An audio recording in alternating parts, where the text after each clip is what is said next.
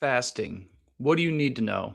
Hi, I'm Mike Mason. This is the Immortal Combat Podcast. Immortal Combat Podcast is the podcast arm of Very Christie.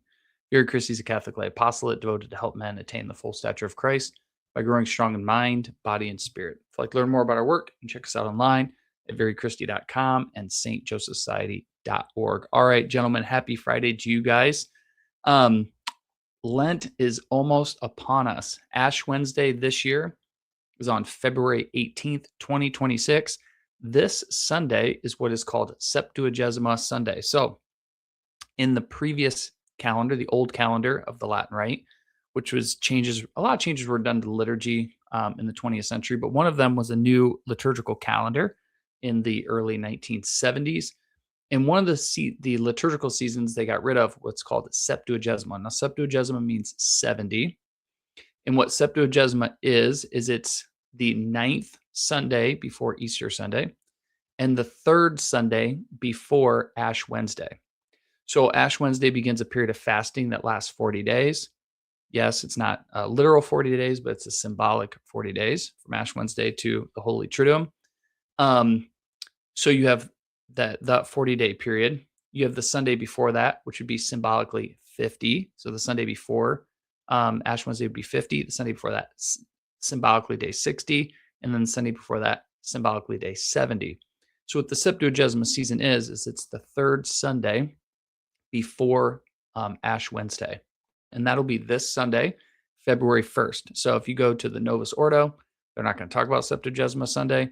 If you attend a Latin Mass, they will. So, but I think it's a great period because I know there was years where Fat Tuesday would roll around and I would be like, well, kind of snuck up on me this year.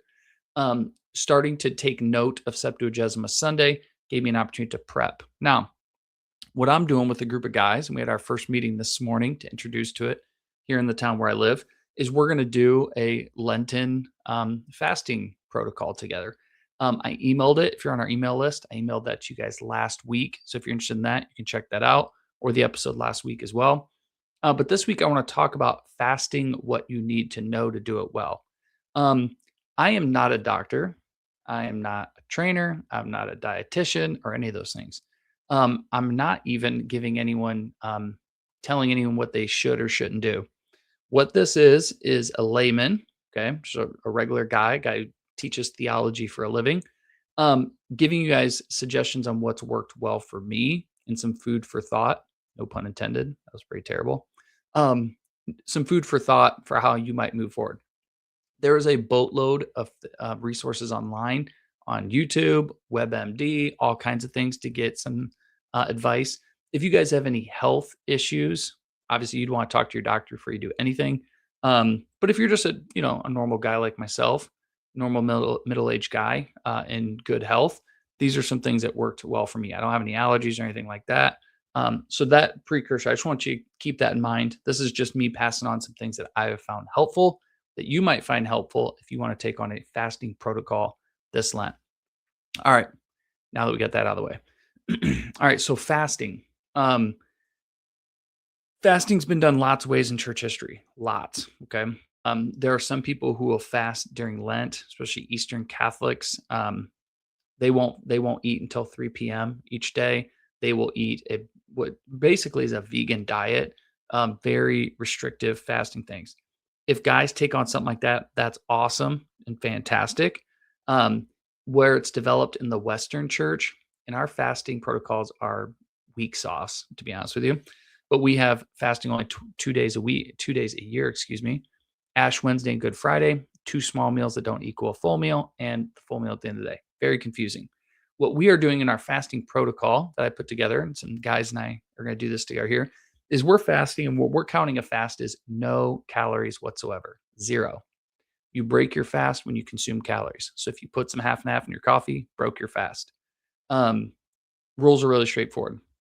Now, as we discussed this morning, when we do our 16-hour fast, which is the daily fast we're going to do throughout all of Lent, we still have to observe the church's rules on Ash Wednesday and Good Friday. Okay, so we're not setting that aside at all.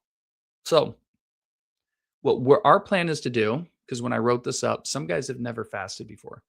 we're doing intermittent fasting. It's going to be a daily fast, 16 hours from midnight to midnight. 16 of those hours, you're not consuming any calories. 8 hours you can. Okay.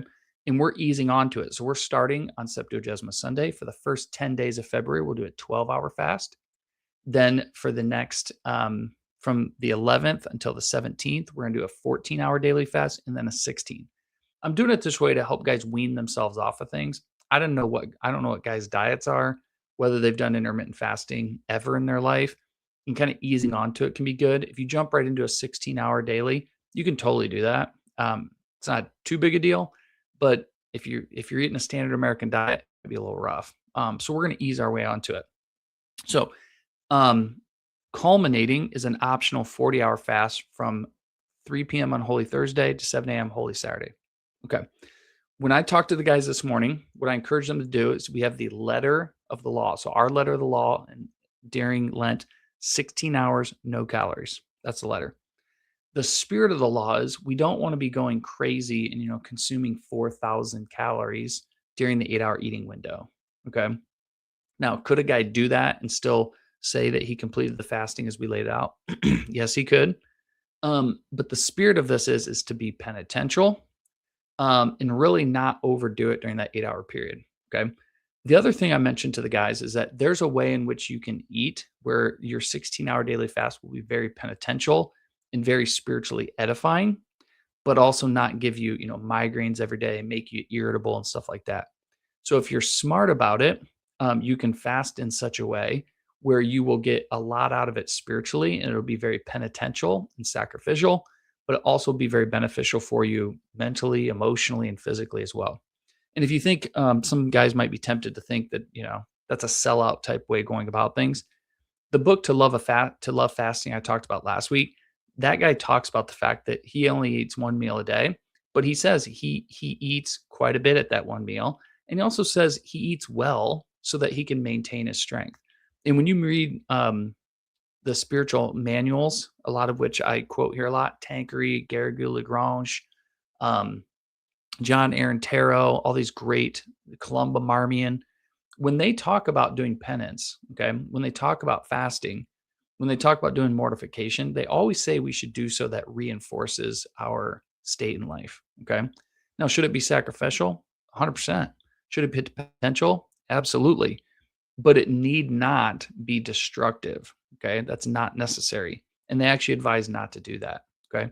So what we want to do this Lent is try to push ourselves penitentially, but do it in such a way that we can still be cheerful and enjoyable husbands and fathers to be around when we get home, good employees and things like that, okay? It's supposed to be our Lent, not everyone else's, okay?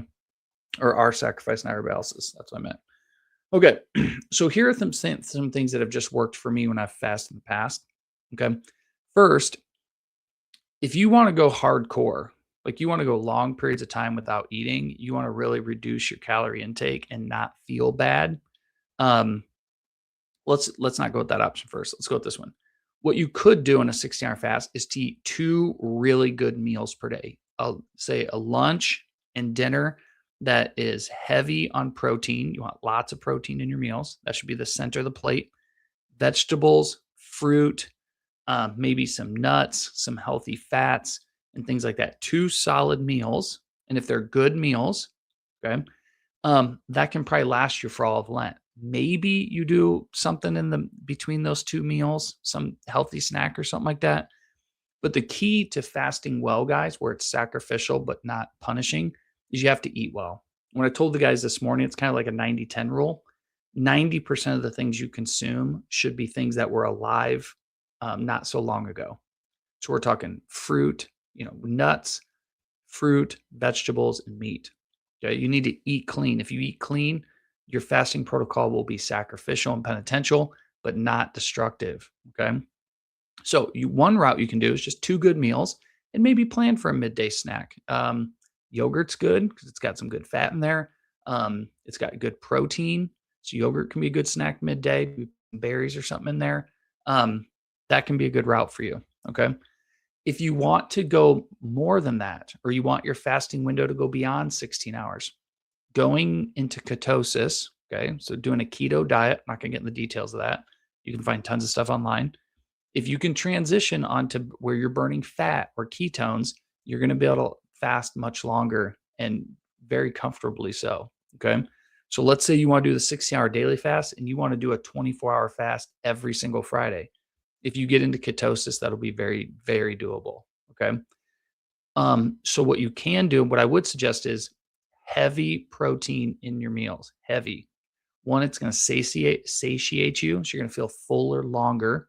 So if you eat a good lot of protein at lunch, it's going to fill you up for the rest of the afternoon. You eat a lot at night at dinner, it's going to fill you up then to get you through the evening. Really, at that point, it just you got to get through your morning. Okay, heavy protein, and you can go heavy fat. I do not. This is just as a rule for me because I read a lot, so I'm a theology professor at a college. I study a lot every day. Um, so I have to be able to pay attention and focus. And if I eat really heavy meals during the day, I have a hard time focusing. Frankly, I just feel lethargic. Generally, I do not eat many carbohydrates until the evening in general, ever. Okay. I just feel better when I do that. What I've also noticed when I have good healthy fats and good protein, I just feel better all day long. Okay. And I'm not near as hungry and I can focus. So I would focus on doing that. What are good proteins? Obviously, beef, fish, if it's a Friday or more. Chicken are really good. Yogurt has good protein levels in it. Nuts are really good for snacking. Those will fill you up too. Those are really good sources. Good healthy fats. Avocados. I just eat straight up avocados. A lot of times when I'm doing this sort of routine, I'll eat an avocado every night with dinner. Um, I like them. They taste pretty good, and there's a lot of good healthy fats in there. And then you just want, good greens, a little bit of fruit and stuff like that helps you out a whole bunch. Okay, especially berries and things like that because don't spike your blood sugar up and down. So if you stick to eating like that, you're going to get a lot out of fasting spiritually, and frankly, feel better by the end of it. That's also going to set you up to do that 40-hour fast if you so choose, and you'll be able to do it without having the migraine and stuff like that. Okay, so food wise, those are my suggestions. Figure out something like that. If you're like me, I'm fine eating the same exact thing every day. Frankly, I just eat the same exact thing every day through all of Lent. Okay. Um, I have a little bit of variation in there, but it's pretty much the same exact thing every time. Because frankly, the stuff I'm eating, I like. Okay. Other side note, you can look this up too. If you wanted to go like the no meat route the whole time, you have to be careful about that because when you eat fish every day, you can have mercury. I've read some stuff on it. That's why I didn't do it. I thought about doing no meat last um, Lent. The mercury and stuff in fish, that having fish every single day, there were some warnings about that. So I didn't do that. I don't know a lot about that, but that's just if you had that thought, I would research that first. Okay. Final key evidence for fasting. Okay. Um, one last thing with fats. One thing you do if you're going to try to do a higher protein, higher fat is if you get good butter, grass fed butter, you can put that in black coffee. It's called bulletproof coffee. I know it sounds gross. It actually tastes really good. That's a way to get good fat too. So sometimes I'll break my fast each day with that, and that just kind of gets me a good solid fat with it. Okay. Last thing I'll share with you guys. When you fast, if you do a 24-hour no food fast, or you do a 40-hour fast, the thing that helps me the most when I do it is taking salt. Okay. Everyone will tell you that when you fast, you got to drink water. And that's true. You got to drink a lot of water when you fast. Okay. That can include tea, that can include black coffee, and lots of water. Drink lots of water when you fast. However, when you fast, to be hydrated, you need electrolytes. Okay. Electrolytes are going to be sodium, magnesium, and potassium. You need that stuff. Okay. If you take electrolytes with your water, coffee, you will feel much better when you fast. Okay. You're probably not going to get the headache. You're not going to get the irritableness because you're going to be fully hydrated. So, my YouTube channel is not nearly big enough to have sponsors, so I get nothing for this. But I love these things, and I'll pass on to you. These are LMNT packets. Okay. LMNT is a company. They make these every single morning when I get up all year round. I take a 16-ounce glass of water and I put this in it, stir it up, and I chug it. Okay. I feel so much better when I do that. Okay. And then I drink water consistently all day long. I cannot emphasize this to you guys enough. Okay.